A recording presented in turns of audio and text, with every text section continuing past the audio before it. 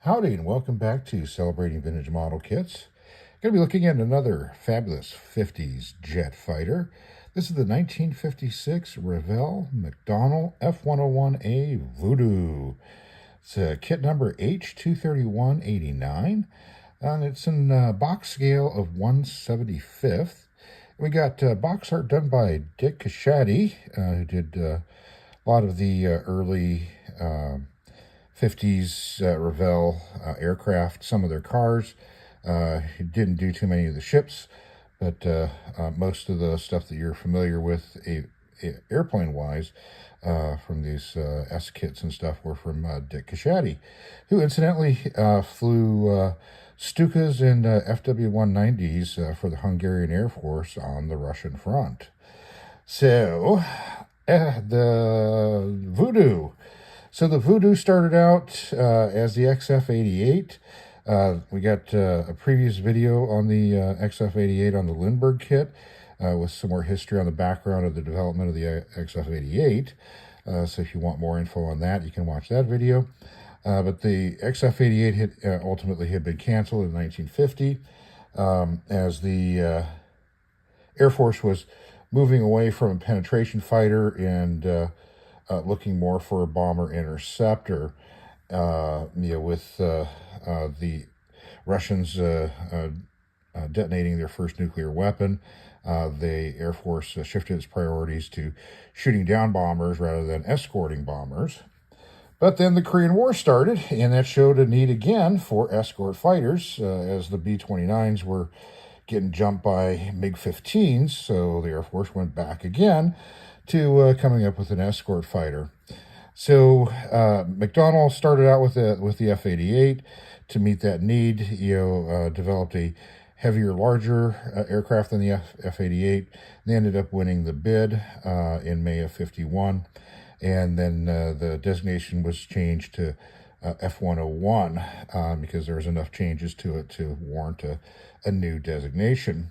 So the engines got switched to the Pratt & Whitney J57s. The tail was moved up from the side of the fuselage up to the top of the vertical stabilizer, and there's also some redesign of the intakes for the higher speeds that they were expecting. In late '52, the penetration fighter was again changed to a strategic fighter that was supposed to do dual role of escort and nuclear delivery. The mock-up was approved in March of '53. No prototype was developed because they figured that the F-88 was kind of the prototype for this, and so it was similar enough that they didn't do a prototype and just went straight into production. The first production aircraft flew on 29 September of 1954 at Edwards Air Force Base.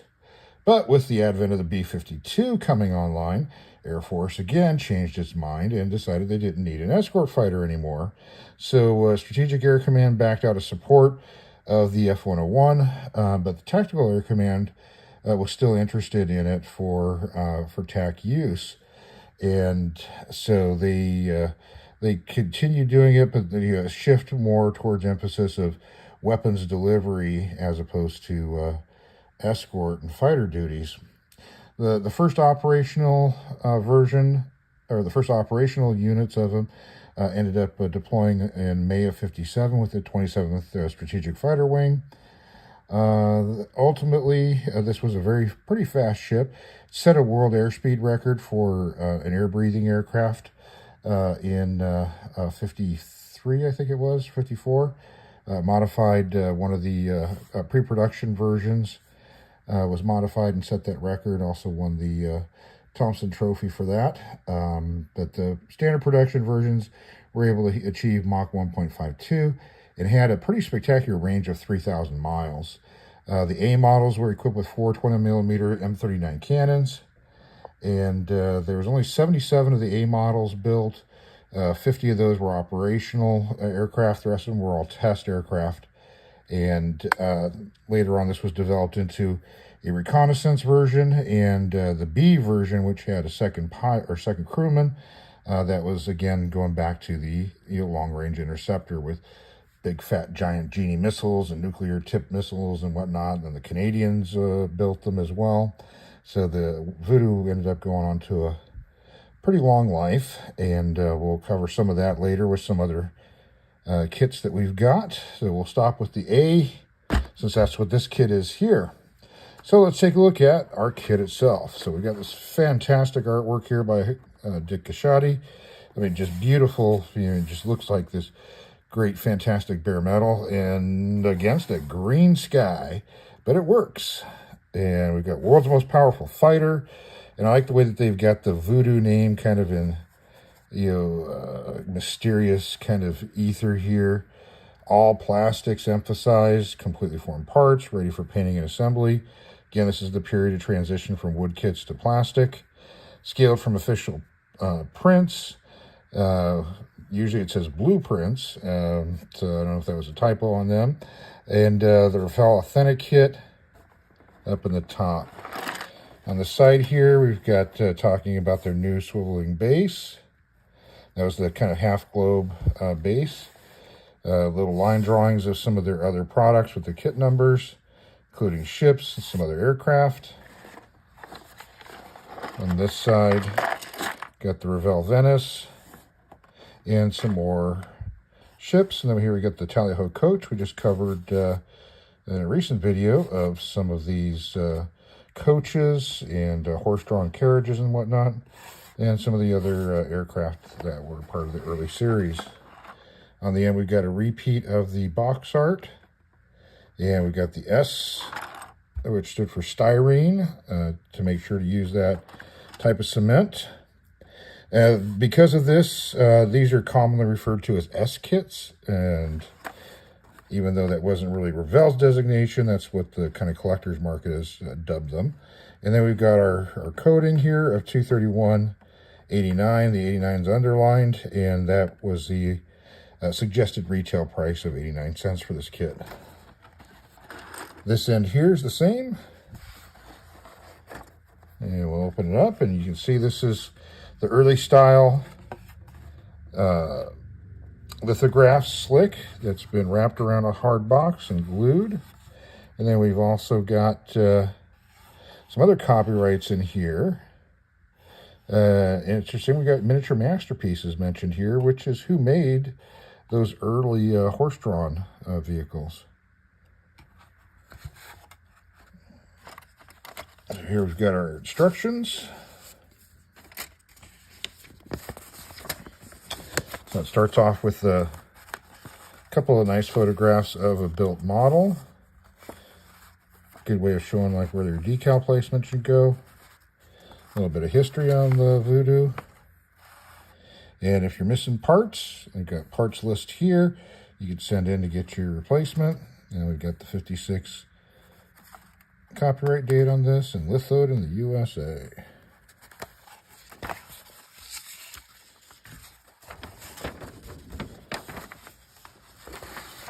So we've got our step-by-step instruction here. Gives you some information about how to assemble with another plug for the S cement and Revell's paint set. Put your fuselage together with some call-outs for painting the figure. Assembly of the wings. Attaching those to the fuselage, horizontal stabilizers. And decaling placements. Underside attaching the landing gear, or the nose gear, and the 3 drop tanks that it's given. Got some funky looking jet exhaust there. And the final part here is the final gear, and including this little sphere, which you glue into, it looks like the center of the center drop tank in order to be able to attach it to the globe base. So this little ball is what allowed it to kind of pivot around in there. On the back side here, we've got some more advertisement for other kits in their series. We've done this one before. And then for 25 cents, you could send in for the 56 catalog, which we've also covered in a previous video as well. So there's your instructions. Next up are the decals. This kit has ended up with 2 sets of decals for some reason. Probably a little stuck together when they were putting them in the box. You got the Revell address on the back, color tones who printed them for them. And this is actually a particular aircraft. This is 53-2423. There's a serial number on that. That was constructor number 6 from McDonnell, and it was an F-101A-5-NC. Eventually, it was converted to a F-101A, which most of the early F-101As were converted to. J was a prefix for a test aircraft that would be getting various different modifications done to it to test out new things that could be added to future production. Eventually, it was supposedly preserved in Peru, Indiana, which is the site of the Grissom Air Force Base, which had a museum there. So this aircraft may have been on display there. The Grissom Museum now has an F-101B, and other information that I have says that this aircraft then left Peru and went to Columbus, Ohio, but I was not able to locate any photographs of it in its current state if it's out on display somewhere. But I was able to find a couple of photographs of it in its original form. So I'll show those to you here.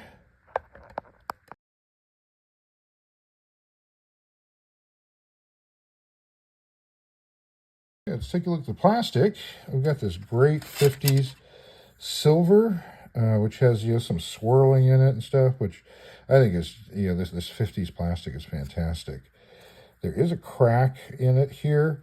This is a big, long, kind of thin piece here, so not the best design from a packaging standpoint, but it looks like it would still kind of close up well. But as you can see, we've got raised panel lining, a little bit of rivet detail here and there, and then raised areas for the markings. We've got little lumps there for the guns. No real barrels there. There's the raised area for the cockpit. Here's our tail. We do have engraved lines for the rudder. A couple of panels, looks like a speed brake here. And then down underneath here where the exhaust area is, that one does have quite a bit of riveting. And not much on the inside. And our ejector pins are on the inside, which is nice. Here's the other half of the fuselage. Same thing again. Little bumps here for the guns. And similar things. And this does have this little probe on this half. And let's take a look and see what our fit looks like. Our fuselage halves. It's pretty tight. Wouldn't really need a whole lot of filling on this, which would be good. So that way you could kind of just leave it in this bare silver plastic and just kind of paint up the highlights and details. It's pretty cool. Okay, here's our wings. Wings are done in 2 parts. Here's our bottom half that has the markings. Flaps, ailerons are engraved. Some raised detail for front slats. And of course, the markings are raised. We do have a copyright symbol here. It looks like maybe it had Revell right there. But then once they put the drop tank slot, that disappeared. Nothing on the inside here. And here's these kind of strange looking jet exhausts here. Here's the top half. Got texture on the wing walk, kind of like a checker pattern on there. And some engraved panel lining on the top. Got some wing fences. It's going to be hard to get the decals over that. And then the raised markings here. It is a little kind of soft looking. I don't think the Voodoo was that kind of curved around all those edges, but could be wrong on that. I think it was a little sharper on the edges there. Let's see what our wing fit looks like. We can do this real quick here. Yeah. Got some overhang going here, or maybe a short shot on that end. Yeah, same thing going here, so I think might be a little bit of short shooting. But there's our exhaust. That's kind of how it looks. Here's our intake area. Of course, it just goes straight through. There's nothing inside. And really nothing for the landing gear. And the inside of the top of the wing does have the Revell copyright 1955 in here. And let's see, this tree's got the drop tanks. And this one here is half of the center one, which has got the slot. And another drop tank here. This tree's got some gear doors, which have right and left on them. So you have to probably sand those down. They're pretty thick. Kind of giving you just the impression of gear. There's our nose wheel. Here's our pilot.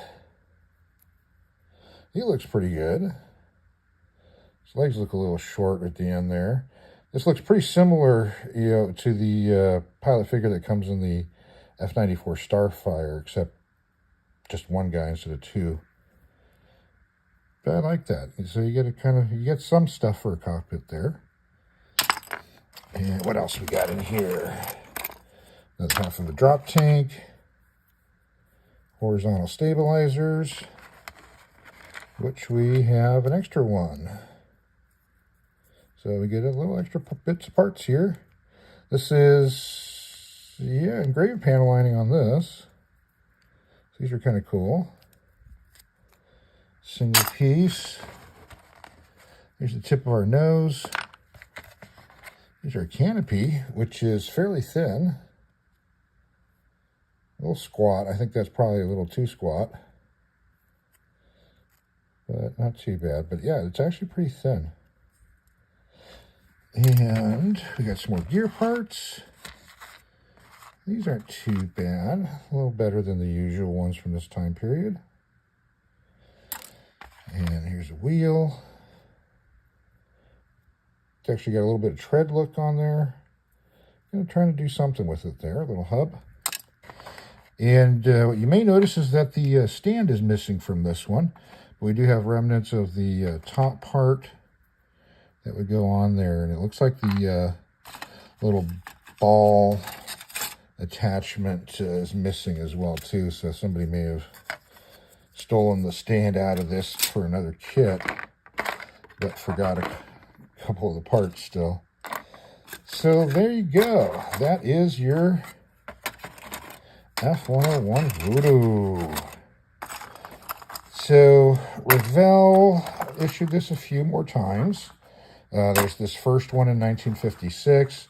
Shortly after this one came out, there was a price bump on it to 98 cents. So the coding changed to a -98 instead of the -89. And then in 62 was a new issue of the kit as part of the Academy series. Had some new artwork being done, which I think that new artwork was done by Jack Lenwood. And then also in 62 was a Whipfly version. And I do have a Whipfly in the collection, so we'll be covering a Whipfly in the near future. Kind of a unique thing that they tried out and figured out was not a good idea. That used a fairly similar artwork to the Academy version. And then Revell Great Britain did an issue, looked like the Academy one.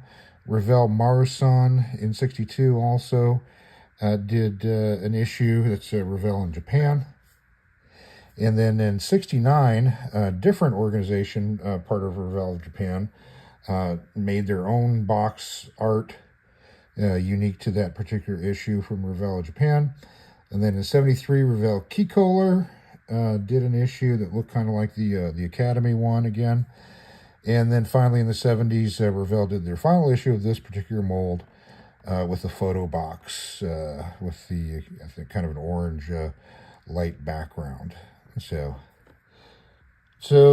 that is about it for this one. If you have built one of these, tell us about it in the comments section. If you got one sitting on your shelf or hanging from your ceiling, take a picture of it, send it in for our next viewer build videos. That'd be fantastic. And keep watching. There's going to be, as I mentioned, the whip fly is going to be coming up pretty soon here, so you can see what one of those looks like. Well, thanks for watching, and have yourself a great rest of your day.